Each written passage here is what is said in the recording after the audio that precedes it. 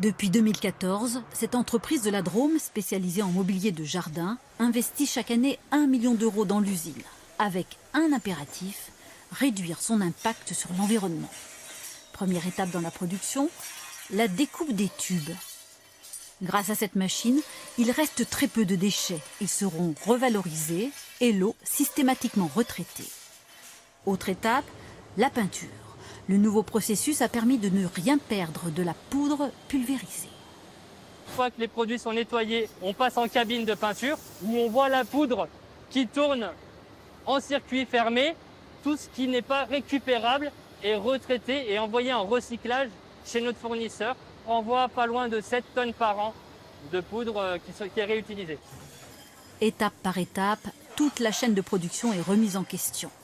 Aujourd'hui, plus de 85% du textile est utilisé, le reste recyclé. On essaie d'éviter le maximum les chutes.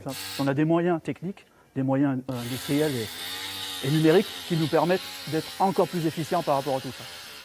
Une démarche vertueuse à laquelle adhèrent les salariés.